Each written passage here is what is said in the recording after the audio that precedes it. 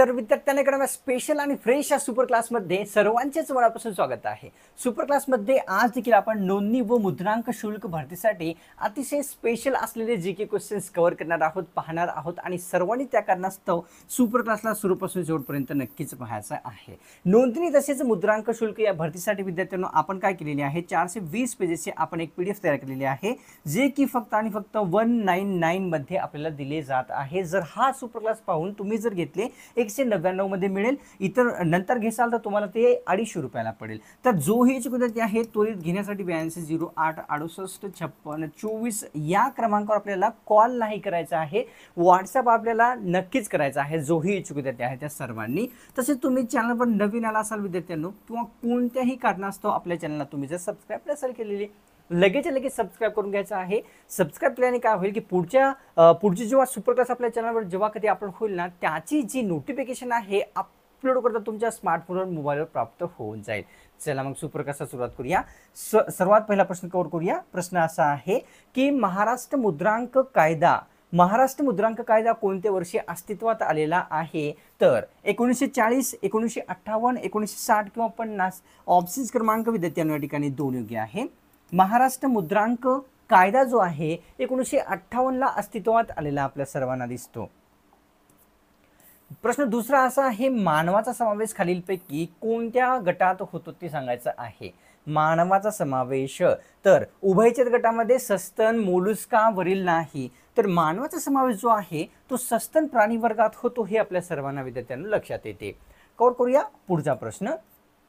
प्रश्न तिसरा आहे, दांडी यात्रेची सुरुवात खालीलपैकी कोणत्या आश्रमातून झालेली होती ते सांगायचं आहे। दांडी यात्रा किती महत्त्वाची होती, हा चॅप्टर किती महत्त्वाचा आहे सर्वांनाच माहित आहे। बाल आश्रम, विधवा आश्रम, साबरमती आश्रम किंवा वरीलपैकी नाही, तर नॉर्मलचा प्रश्न आहे साबरमती आश्रम विद्यार्थ्यांनो, जे की गुजरात या राज्यामध्ये स्थित आहे। या ठिकाणाहून दांडी यात्रेची सुरुवात झालेली होती। दांडी यात्रा 12 मार्च 1930 ला निघालेली होती। 5 एप्रिल 1930 ला त्या ठिकाणी पोहोचलेली होती। म्हणजे लगभग किती दिवस लागलेले होते या ठिकाणी? 25 ते 26 दिवसाचा कालावधी लागलेला होता। ही दांडी यात्रा पैदल चालत गेलेली होती 25 ते 26 दिवसामध्ये। कव्हर करूया पुढचा प्रश्न। प्रश्न या ठिकाणी चौथा असा आहे की गरम पाण्याच्या झऱ्यातील प्रमुख जो घटक आहे दिलेल्या पर्यायापैकी कोणता असतो? गरम पाण्याच्या झऱ्यामधील लोह, गंधक, जस्त किंवा क्षार? तर ऑप्शन्स क्रमांक विद्यार्थ्यांना दोन योग्य आहे। म्हणजे गंधक जो आहे तो गरम पाण्याच्या झऱ्यातील एक अतिशय प्रमुख घटक असलेला आपल्या सर्वांना दिसतो। कव्हर करूया पुढचा प्रश्न जो की आहे 5व्या क्रमांकाचा, की कायद्याचे राज्य या तत्वज्ञानामध्ये कोणत्या पैलूचा समावेश होतो ते आपल्याला सांगायचं आहे। कायद्याचे जे राज्य आहे त्या राज्यामध्ये तर समान संरक्षण, पर्याय चुकलेला आहे, माफ करा। कायद्यापुढे सर्व समान, वरीलपैकी सर्व। तर ऑप्शन्स क्रमांक विद्यार्थ्यांना या ठिकाणी म्हणजेच वरीलपैकी सर्व, म्हणजे या ऑप्शनला सोडून विद्यार्थ्यांना समान संरक्षण, कायद्यापुढे सर्व समान या पैलूचा समावेश जो आहे तो कशामध्ये? कायद्याचे अधिराज्यामध्ये होतो, हे लक्षात येते। ब्रिटिश हिंदुस्थानचे शेवटचे व्हाईसराय सांगायचं आहे। म्हणजेच काय? ब्रिटिश हिंदुस्थानचे शेवटचे व्हाईसराय स्वातंत्र्य प्राप्तीपूर्वीचे, ठीक आहे। तर lord Mountbatten, lord Canning, Warren Hasting किंवा लॉर्ड डलहौसी? तर ऑप्शन्स क्रमांक 1 योग्य आहे। लॉर्ड माउंटबॅटन हे ब्रिटिश हिंदुस्थानाचे शेवटचे व्हाईसराय राहिलेले होते, म्हणजेच 1947च्या पूर्वीचे। भारतामध्ये व्याघ्रगणना दर किती वर्षांनी केली जाते ते सांगायचं आहे। आपल्याला जनगणना 10 वर्षांनी केली जात असते, हे सर्वांना माहीत आहे। पशुगणना दर 5 वर्षांनी केली जाते, ही सर्वांना माहीत आहे।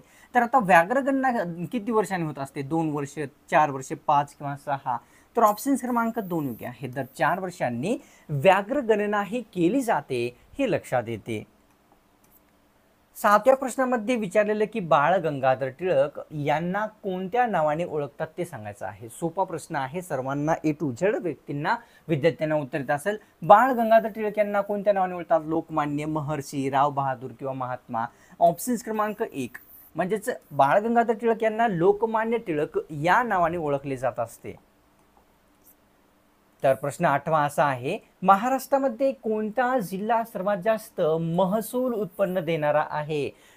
स्पेशली महसूल उत्पन्न सर्वात जास्त देणारा जिल्हा मुंबई शहर, पुणे, ठाणे किंवा अमरावती? तर ऑप्शन्स क्रमांक विद्यार्थ्यांना ठिकाणी एक योग्य आहे। म्हणजेच मुंबई शहर जो आहे सर्वात जास्त महसूल उत्पन्न देत असतो.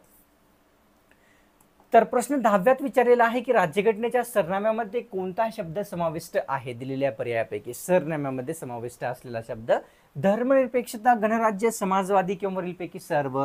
तर ऑप्शन क्रमांक 4 योग्य आहे. समाजवादी, गणराज्य, धर्मनिरपेक्ष या सर्व शब्दाचा समावेश जो आहे राज्यघटनेच्या सरनाम्यामध्ये झालेला दिसतो. प्रश्न आहे 11वा की समता सैनिक दलाची स्थापना खालीलपैकी कोणत्या समाजसुधारकांमार्फत करण्यात आलेली होती ते विचारलेलं आहे. कोणत्या दलाची? समता सैनिक दलाची. डॉक्टर बाबासाहेब आंबेडकर यांच्या मार्फत, महात्मा गांधी, पंडित नेहरू, राजश्री शाहू महाराज. तर ऑप्शन क्रमांक 1 योग्य राहील. डॉक्टर बाबासाहेब आंबेडकर यांनी समता सैनिक दलाची स्थापना केलेली होती हे आपल्या सर्वांना लक्षात घ्यायचं आहे. प्रश्न 12वा असा आहे की मणिभवन गांधी संग्रहालय कोणत्या ठिकाणी आहे सांगायचं आहे. मणिभवन गांधी संग्रहालय दिल्ली, चेन्नई, मुंबई किंवा हैदराबाद. तर ऑप्शन क्रमांक या ठिकाणी 3 योग्य आहे. म्हणजेच मुंबईमध्ये मणिभवन गांधी संग्रहालय हे स्थित असलेले लक्षात येते. प्रश्न आहे 13वा महात्मा फुले यांच्या मरणोत्तर प्रकाशित झालेला एकमेव ग्रंथ कोणता आहे जे की महात्मा फुले यांच्या निधनानंतर प्रकाशित झालेला आहे.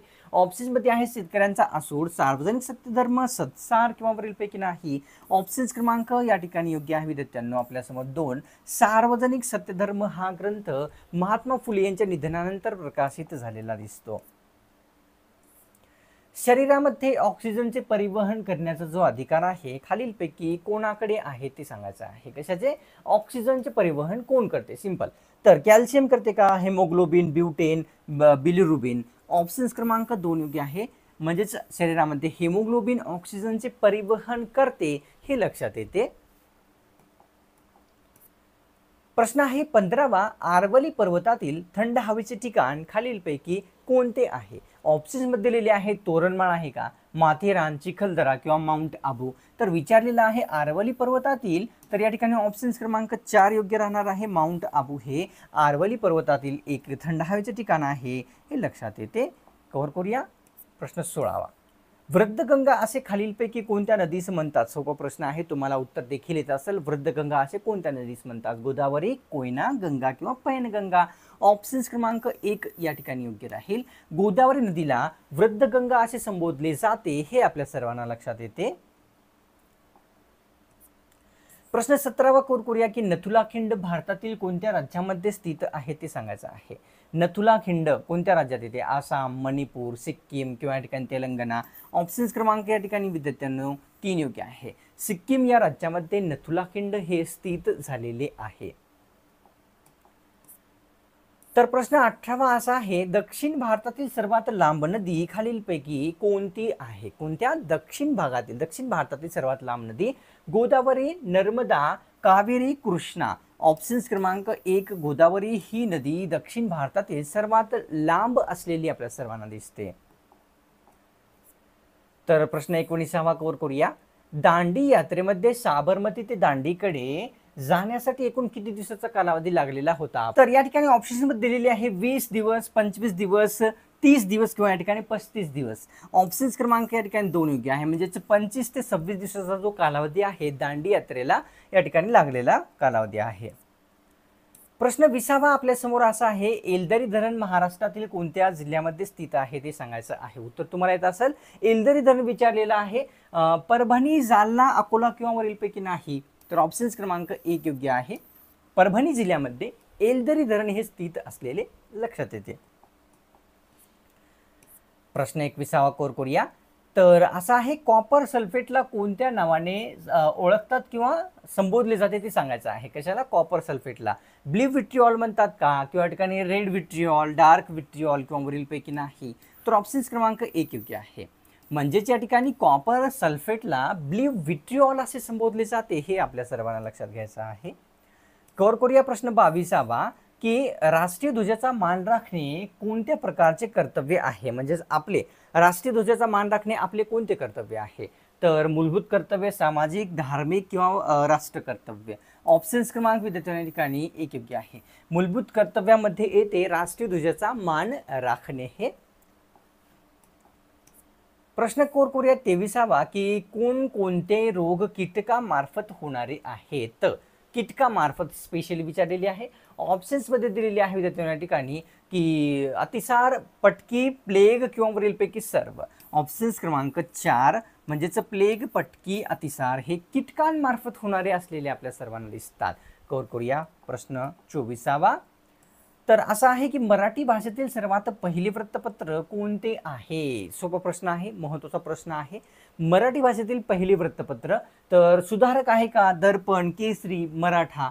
तर ऑप्शन्स क्रमांक विद्यार्थ्यांना ठिकाणी एक योग्य आहे. म्हणजेच काय, दर्पण हे वृत्तपत्र या ठिकाणी मराठी भाषेतील पहिले वृत्तपत्र असलेले आपल्या सर्वांना लक्षात येते. तर घेऊया पुढचा प्रश्न आपल्यासमोर काय राहील ते. प्रश्न 25वा असा आहे, पोर्टेबल डॉक्युमेंट फॉर्मॅट हे खालीलपैकी कशाचे विस्तारित रूप आहे. सोपा प्रश्न आहे, तुम्ही डेलीच्या व्यवहारामध्ये इस्तेमाल करता त्याचा. पोर्टेबल डॉक्युमेंट फॉर्मॅट तर PDF, PFF, PDD, PDH. तर ऑप्शन्स क्रमांक 1 म्हणजेच काय, PDFचे पोर्टेबल डॉक्युमेंट फॉर्मॅट हे एक विस्तारित रूप आहे हे आपल्या सर्वांना लक्षात येते. कवर करूया प्रश्न या ठिकाणी 26वा की महिलांना मतदानाचा जो अधिकार आहे कोणत्या संस्थानाने सर्वप्रथम दिलेला होता. महिलांना मतदानाचा अधिकार सांगली, बडोदा, मुंबई किंवा वरीलपैकी सर्व. तर ऑप्शन्स क्रमांक 2 योग्य आहे. बडोदा संस्थानाने महिलांना मतदानाचा जो अधिकार आहे तो सर्वप्रथम प्राप्त म्हणजेच त्यांना बहाल केलेला होता किंवा दिलेला होता हे लक्षात येते. प्रश्न 27वा की तिसऱ्या पंचवार्षिक योजनेचा जो कालावधी आहे दिलेल्या पर्यायापैकी कोणता आहे. तर ऑप्शन्समध्ये आहे 1960 66, 1961 66, 70 75 किंवा 1975 80. तर विचारलेला आहे कितव्या, तिसऱ्या. तर ऑप्शन्स क्रमांक 2 म्हणजेच 1961 ते 66. तर कवर करूया पुढचा प्रश्न. तर प्रश्न या ठिकाणी 28वा असा आहे की राज्यघटनेतील कलम 23 खालीलपैकी कशाशी संबंधित आहे ते आपल्याला सांगायचं आहे. राज्यघटनेतील कलम 23 कशाशी, तर शिक्षण हक्क, शोषणाविरुद्धचा हक्क, सामाजिक हक्क किंवा वरीलपैकी नाही.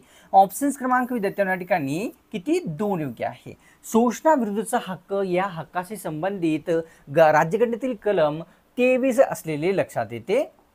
कोर करूया प्रश्न 29वा.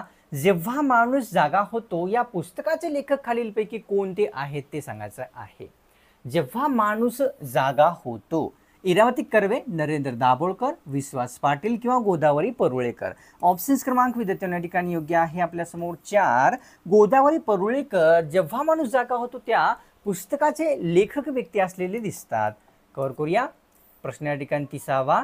मलबार तट भारतातील कोणत्या राज्यामध्ये येते किंवा स्थित आहे ते सांगायचं आहे. मलबार तट विषयी प्रश्न आहे. कर्नाटक, केरळ, वरील दोन्ही किंवा राजस्थान. ऑप्शन्स क्रमांक या ठिकाणी विद्यार्थ्यांनो आपल्यासमोर 3 योग्य आहे. केरळ, कर्नाटक या 2 राज्यामध्ये मलबार तट येते हे आपल्या सर्वांना लक्षात घ्यायचं आहे. अतिशय महत्त्वाची सूचना आता या सर्वांसाठी, आपल्या सर्वांसाठी जो ही सुपर क्लास पाहत आहे ते एक मेहनती विद्यार्थी आहे विद्यार्थ्यांनो, आणि त्या सर्वांसाठी 420 पेजेसची आपण एक PDF तयार केलेली आहे जे की नोंदणी व मुद्रांक शुल्कसाठी अतिशय महत्त्वाचे आहे. 199 मध्ये तुम्ही हा जो सुपर क्लास पाहून घेत असाल मिळून जाईल, नाहीतर 250 रुपये लागतील. तर हा सुपर क्लास पाहून ज्यांनाही घ्यायचा आहे 8208 68 56 24 या क्रमांकावर आपल्याला व्हॉट्सअप नक्कीच करायचा आहे. कॉल नाही करायचा, व्हॉट्सअप करायचा आहे. जोही इच्छुक विद्यार्थी आहे त्या सर्वांनी. तसेच तुम्ही चॅनलवर नवीन आला असाल विद्यार्थ्यांनो किंवा कोणत्याही कारणास्तव चॅनलला जर सबस्क्राईब नसेल केलेले, लगेच करून घ्यायचं आहे. सबस्क्राईब करणे एकदम फ्री असते, कोणत्याच प्रकारचा शुल्क लागत नसतो त्या कारणास्तव. तर लगेच करून घ्या. आणि एक जे आहे सुपर क्लासला लाईक करून तुमच्यातर्फे थोडासा प्रोत्साहन जो आहे नक्कीच दाखवायचा आहे. चला मग भेटूया पुढच्या एका नव्या स्पेशल आणि फ्रेश सुपर क्लासमध्ये.